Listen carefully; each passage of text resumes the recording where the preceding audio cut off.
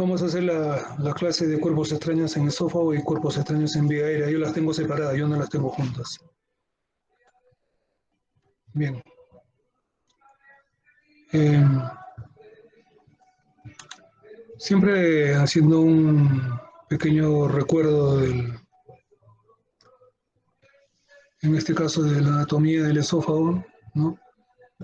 Es un órgano que es en forma de tubo, ¿no? Está situado en el mediastino, por detrás de la tráquea, de la pared membranosa. Acuérdense que la parte anterior es anillada, ¿no? Entonces, por eso es que cuando el- las personas adultas que les gusta pasarse trozos grandes de carne y a veces hasta con hueso, entonces, sin necesidad de que esté en vía aérea, en este caso el pedazo de carne, que solamente esté en el esófago, presiona la parte membranosa y se produce obstrucción de la vía aérea y el paciente puede hasta fallecer. Entonces, eso es muy importante que lo tengan en cuenta. ¿Ok? Entonces, ese es uno. Entonces, está por detrás los cuerpos vertebrales, ¿no? Para el lado izquierdo, la aorta y el bronquio principal izquierdo, por debajo del diafragma. En este otro dibujo, esquema, estamos en la cara posterior, está dividido el esófago en tres partes: el esófago cervical, también conocido como estrecho superior del tórax, el esófago torácico y por debajo del diafragma o hemidiafragma izquierdo el esófago abdominal, ¿no? Entonces, esas son las tres partes. Por lo general, los cuerpos extraños se localizan en el esófago cervical.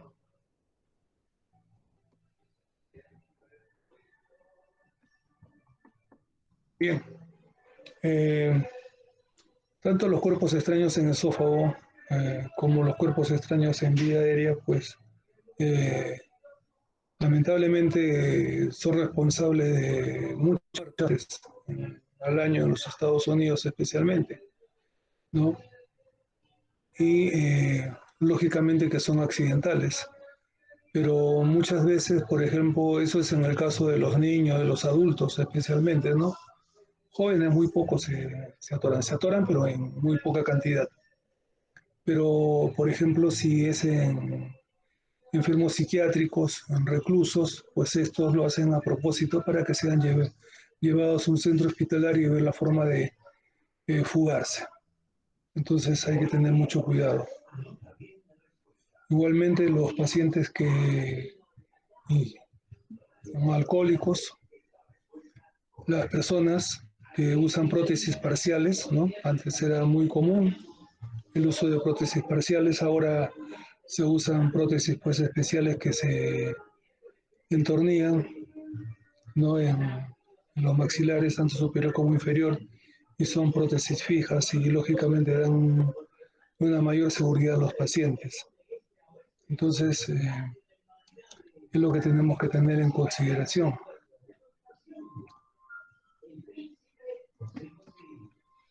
Eh, del total del 100% de ambos eh, cuerpos extraños en esófago y en vía aérea, entonces el 60% correspondería al superior, ¿no? Al esófago, y el otro porcentaje quedaría para los cuerpos extraños en vía aérea.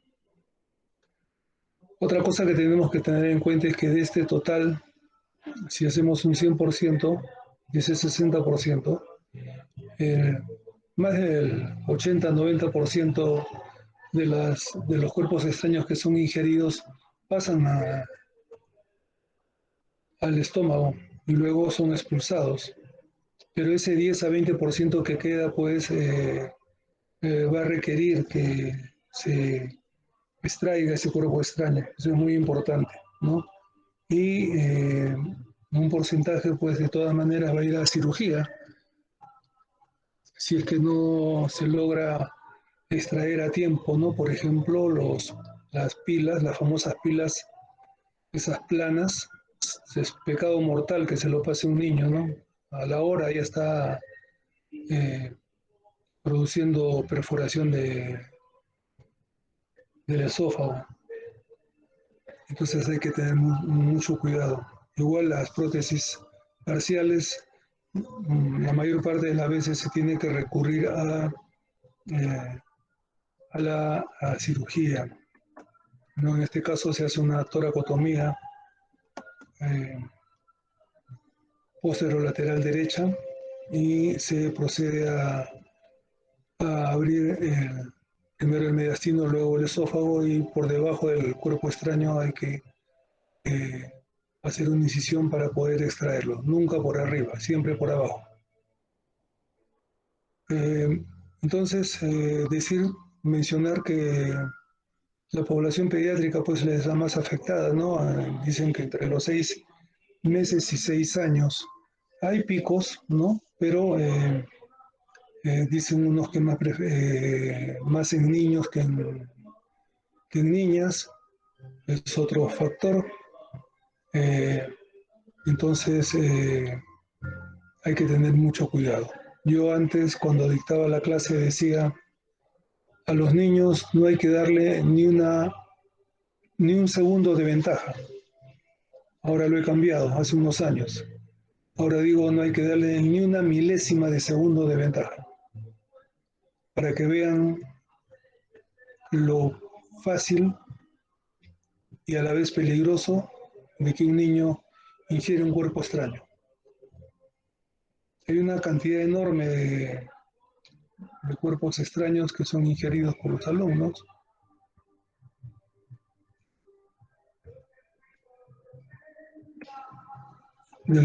por los niños, perdón, y pues la variedad es inmensa, ¿no? El, tanto en tamaño, forma, consistencia, y se supone pues que lo ideal es que el cuerpo extraño sea extraído en el lugar del suceso. Lamentablemente eso es una utopía. Otra de las situaciones o de los factores a tener en cuenta es que muchas veces hay que operar para extraer el cuerpo extraño. Hay complicaciones que se presentan, tales como la mediastinitis, que incluso muchas veces pueden llegar a un empiema. No, eso va a depender de las circunstancias y el tiempo en que el paciente llegue a nuestras manos. Muchas veces los pacientes vienen del Cusco, de Puno, y pasan hasta 7, 8 días, ¿no? Entonces, eso pues es muy complicado. Eh, Mencionarles que el doctor Heinrich, un alemán, fue el que creó la famosa maniobra de Heimlich para la extracción del cuerpo extraño. Tiene sus variantes en los niños, tanto como en los lactantes, como aprecian en las fotos, ¿no? Entonces hay que tener más cuidado porque tenemos que aprender a manejar nuestras fuerzas y no vayamos a producir una iatrogenia en los niños. Entonces, ahora sí, después de esto podemos nosotros eh, conocer la definición de un cuerpo extraño en esófago. Y la mejor definición es la que se menciona, en la cual cualquier cuerpo extraño que se detenga bruscamente entre la fauces y el estómago en un esófago no patológico es considerado aspiración de un cuerpo extraño, ¿ya? Entonces, por ejemplo, la acalasia es un problema patológico, entonces no se considera en esta definición, para que tengan una idea. Lo que les mencioné, los cuerpos extraños pues son de diversas formas, tamaños, consistencias. Los niños por lo general ingieren juguetes, botones, aretes, prendedores, monedas, medallas, sin número de cosas. Entre los adultos lo que más incide son las espinas de pescado. Y muchas veces van los jóvenes, ¿no? Y me arde, me duele, acá está la espina. Uno hace laringoscopía indirecta o la esofagoscopía y lo que queda es una huella de por dónde pasó la espina, ¿no? Eso duele realmente. Entonces lo que nosotros hacemos es hacer toques con silocaína o epinefrina y pues se soluciona el problema, ¿no? Los ancianos, aparte de eh, que tienen problemas con la dentición, pueden pasarse alfileres, tachuelas, prótesis. Esto, por lo general, también se produce en algunas eh, profesiones, ¿no? Por ejemplo, los talabarteros, eh, los zapateros, les gusta ponerse las, eh, las tachuelas, los clavos en la boca. Según ellos es más fácil. Los pescadores anudan y fijan mejor los anzuelos con la boca, con los dientes, y muchas veces pues se han producido accidentes de eso, ¿no? Los pacientes psiquiátricos, pues ya van a ver ustedes las fotos, vidrios, llaves, de todo, ¿no? Es un sinnúmero de cosas. Acá tienen unos ejemplos, ¿no? Botones de diversas formas y tamaños, eh, lápices, pedazos de colores, monedas de todo tipo, tamaño, forma, eh, igual que los botones. Aquí tienen más, ¿no? Medallas ahí, anzuelos, adornos. Realmente es un sinnúmero, ¿no? De cosas. Muy bien. En cuanto a la fisiopatología, nosotros tenemos que tener en cuenta que hay tres estrechamientos en el esófago: el estrechamiento cricoideo, el bronco aórtico y el cardial. Por lo general se queda en el superior, ¿no? El tercio superior. Siempre acuérdense de eso, tercio superior, o también llamamos el esófago cervical. Bueno, para amenizar la tarde, acá tienen un anzuelo en el esófago, imagínense ustedes, con el hilo, ¿no? Se aprecia el hilo. Pedazos de hueso con carne, ¿no?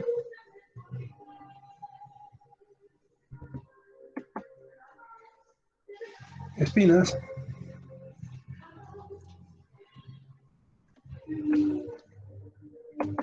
También hay quienes se pasan los anillos, los aros, y se quedan pues alojados en el esófago, ¿no? Igualmente tenemos los, los famosos eh, imperdibles. En este caso está abierto, ¿no? Peor todavía. Aquí mucho más abierto, ¿no? 180 grados.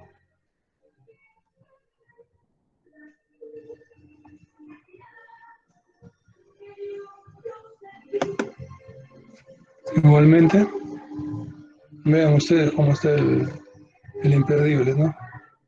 Y a veces es muy difícil la extracción. Esta es una chapa de cerveza.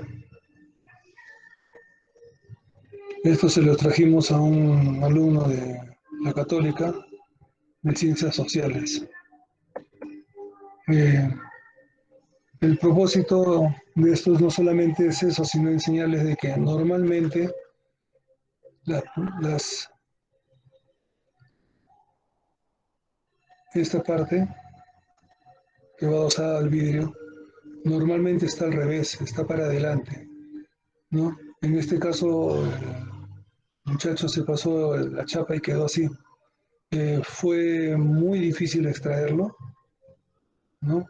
Porque hubo que levantarlo con una sonda especial para poder darle la vuelta y poder extraerlo. Eh, Esto tiene su historia. Eh, si ustedes aprecian, este es un paciente de 23 años que en Semana Santa, fue un miércoles de Semana Santa, se celebra antes, pues, ¿no? Eh, Estando en una reunión con amigos ahí por los lugares que ustedes conocen cerca de la universidad, uno de los amigos no tuvo mejor idea que agarrar y meter una chapa en el vaso del alumno, el cual estaba un poco mareado y pues se pasó, tomó el trago, pues y el vaso de cerveza y también se pasó la chapa. Ese fue el día miércoles. El día jueves yo estaba operando en la San Juan de Dios y haciendo una revascularización de un atropellado. Y viene el residente en la puerta, se para y me dice, doctor, tengo este paciente, lo puede, pues, ha pasado una chapa. Y me enseña la radiografía que ustedes han visto. Eh, yo le dije, sí, pero primero tenemos que acabar esto, falta más de una hora. Hospitalízalo. Entonces, pero esos fueron los datos que tuvimos nosotros. Terminamos y dijimos pues que lo bajen al paciente, ¿no? Total que vamos a sacar el cuerpo extraño y no había cuerpo extraño. ¿Qué había pasado? Que el cuerpo extraño había migrado, está en el esófago abdominal prácticamente, antes del cardias. ¿Qué pasó? Pecado mortal fue lo que nosotros no hicimos, ¿no? Y eso se los cuento para que ustedes no se equivoquen. Esto es muy importante. Peor todavía en los niños. Si les llega un paciente con un cuerpo extraño en el esófago, que se lo pasó hace 2 horas y viene con su radiografía, pues tienen que hacerle tomar otra radiografía. Que zapatea a la familia, no les hagan caso. Tienen que confirmar que el cuerpo extraño está arriba, porque si es un niño, lo van a anestesiar y entran y no hay cuerpo extraño, el cuerpo extraño está en el estómago, entonces hay que tener mucho cuidado.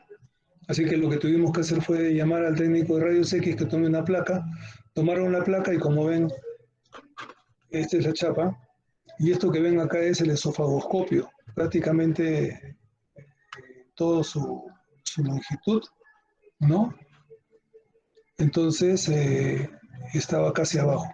Luego, pues procedimos, está para que ustedes vean otra vez, ¿no? La frontal de la lateral. Aquí, para que aprecien, miren todo el esofagoscopio con la chapa acá. Y esto ya es una moneda, pues, ¿no? Esta es la región en la cual normalmente se quedan los cuerpos extraños, ¿no? En el esófago cervical. A ver, un ratito voy a hacerlo un poquito chiquito para darle a los chicos que están ya.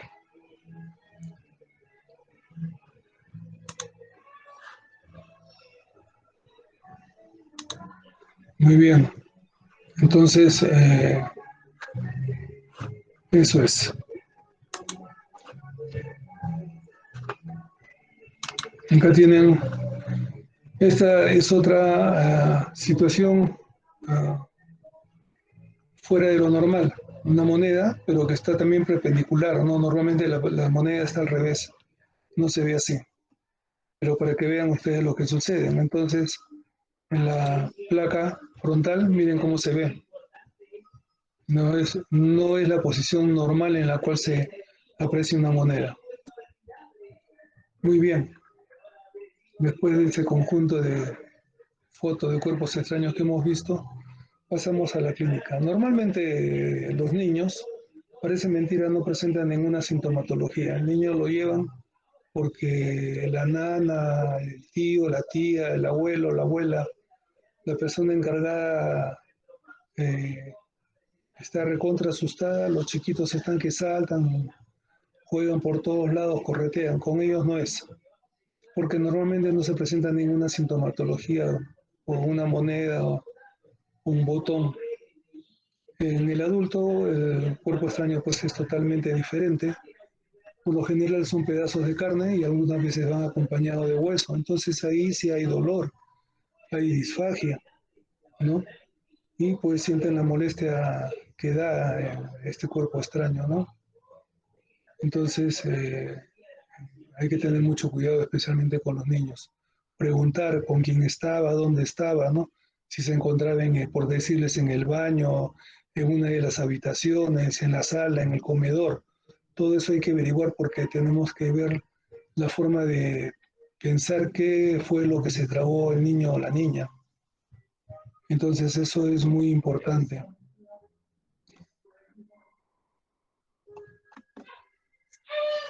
Eh, los que presentan disfagia, esta se caracteriza por ser inmediata y dependiendo, ¿no? Leve, moderada o severa, por lo general aumenta con el tiempo y puede llegar a hacerse en forma total, ¿no?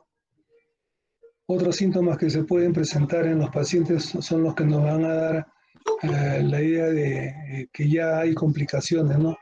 Taquicardia, alza térmica, crepitación cervical. Excesivo crepitación cervical significa que ya hubo perforación de esófago, ¿no? Y muchísimo dolor, ¿no? Entonces, ahí ya pensamos nosotros que hay complicaciones. Lo que les mencioné ya anteriormente, ¿no? Pues con quién se encontraba el niño, especialmente qué estaba haciendo, qué jugaba, qué tenía a su alcance. Siempre, inicialmente, cuando vamos a examinar a un paciente, tenemos que tener presente el ABC, ¿no? Que la vía aérea superior esté libre, eso es muy importante. Ya hablamos de que el 80% se aloja en el tercio superior de todos los cuerpos extraños. Si palpamos el cuello, algunas veces podemos encontrar excesivo dolor, entonces debemos pensar ya en una probable perforación. Al examinar la boca y la región faríngea, si encontramos gran cantidad de saliva y secreción en toda la región faringoesofágica, eso significa que hay una obstrucción del esófago prácticamente total. Y eso tiene un nombre, es el signo de Chevalier-Jackson. Eh, Luego, como ayudas diagnósticas, podemos tener las radiografías de columna, la radiografía de tórax, ¿no? Para valorar la posición del cuerpo extraño, donde, por lo general, dónde se encuentra, el tamaño, la forma, ¿no?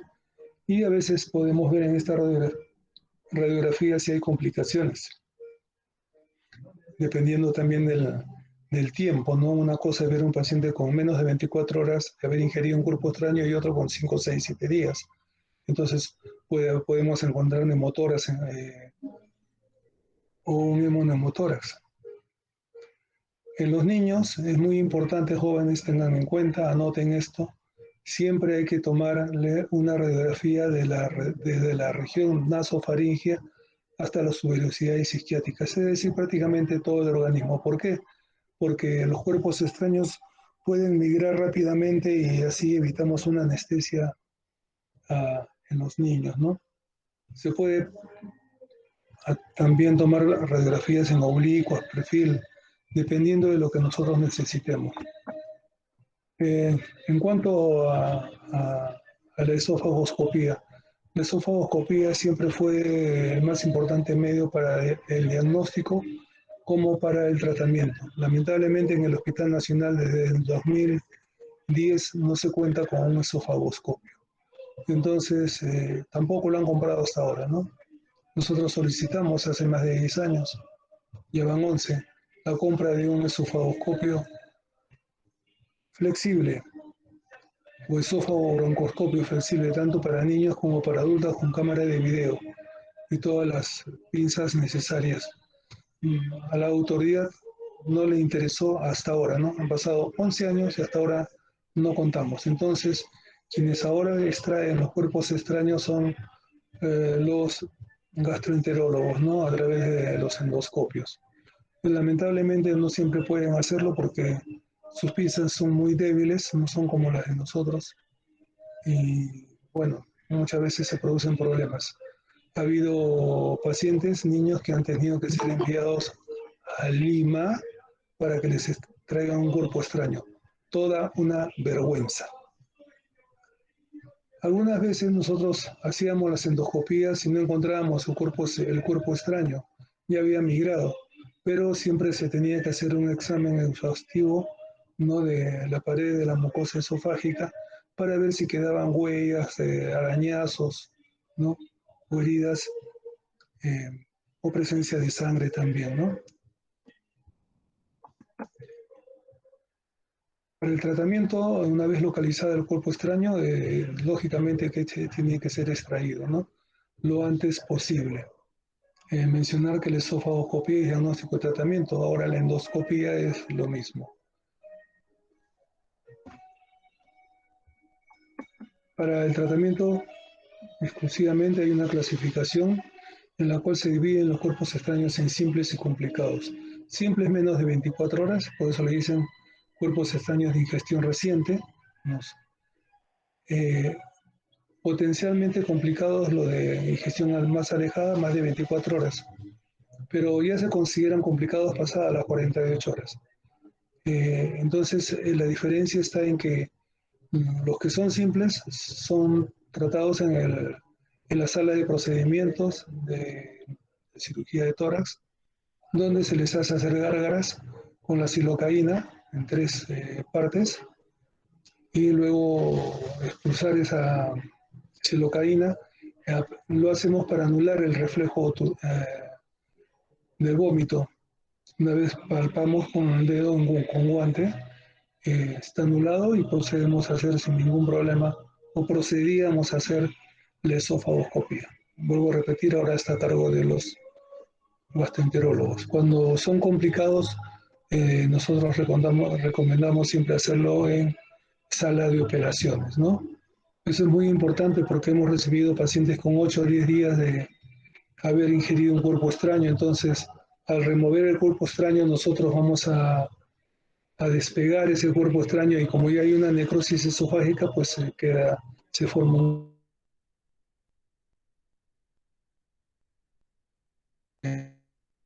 Entonces,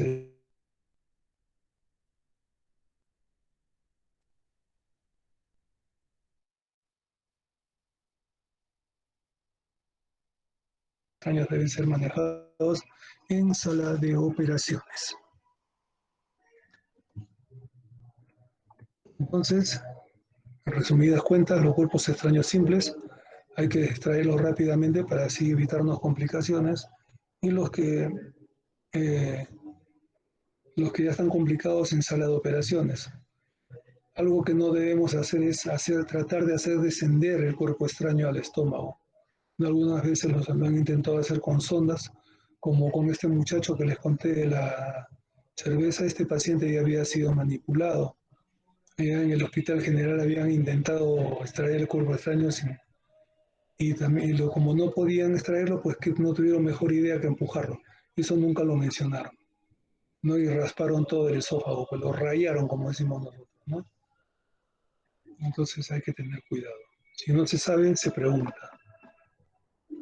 En los niños nosotros usamos el apoyo endovenoso. Rara vez nuestros anestesiólogos intuban al niño, ¿no? Es un apoyo endovenoso rápido, preparamos todo, todo el equipo está al tanto, eso es muy importante y extraemos rápidamente el cuerpo extraño en el niño. En los adultos ya les he mencionado la anestesia local, ¿no? Si pasan las 48 horas, hay que intubar al paciente, ¿no? Siempre tener presente que al remover el cuerpo extraño podemos poner en evidencia una úlcera de cúbito, la perforación encubierta del esófago. Esto para que tenemos que en ese momento empezar a administrar antibióticos, 3 tipos de antibióticos, es muy importante, o 2 mínimo. Y si se produce un infección subcutáneo súbito, esto ya se considera una grave infección, es una mediastinitis. Hay que dar 3 antibióticos para tratar esto, ¿no? Antes la paciente que presentaba mediastinitis fallecía hasta el 95%, ¿no? Ahora eso se ha reducido hasta un 42%, va entre un 14 y 42%.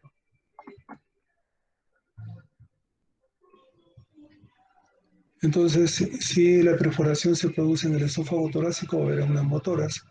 Hay que pasar una zona nasogástrica bajo visión directa para poner en reposo el esófago y alimentar al paciente y prepararlo para la cirugía, ¿no? Eso es muy importante. Lo otro es de que cuando se cierra el esófago hay que cerrarlo en dos planos, no se cierra en un solo plano. Muchas veces se ha realizado eso de cerrarlo en un solo plano y luego ha habido dehiscencia y sutura, y eso es más grave todavía. A veces pueden presentarse abscesos en cuello, mediastino, cavidad pleural, entonces tenemos que colocar drenes de acuerdo al lugar en el cual se encuentra el paciente. Dar los antibióticos que ya les he mencionado, eh, ¿no? De 3 tipos. Y acá tienen, por ejemplo, una complicación, ¿no? Hidroneumotórax del lado derecho. Igualmente,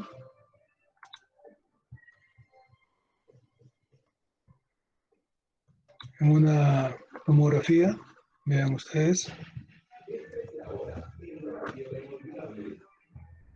igualmente, tenemos otra,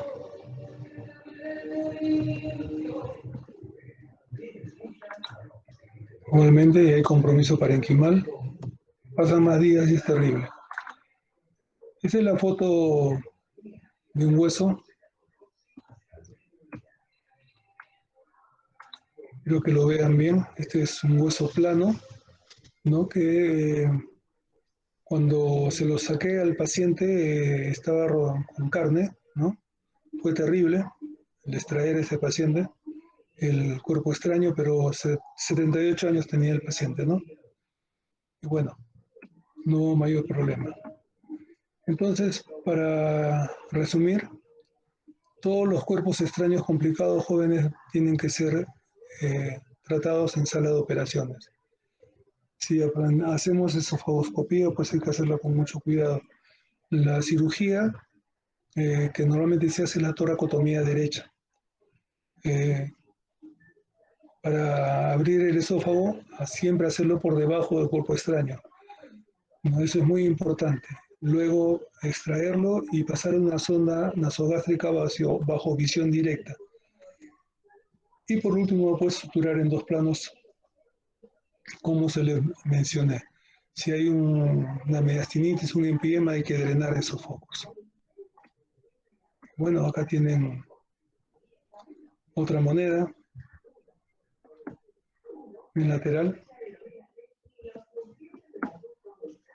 otro hueso. Este es un hueso impactado en el esófago. Perdón, diversos tipos de objetos. Una vez he sacado un cepillo dental. Lógicamente al revés, la señorita era bulímica. Acá tienen un botón. No hubo mejor idea que guardar el gatito en el esófago. Otro que quiso guardar su carrito.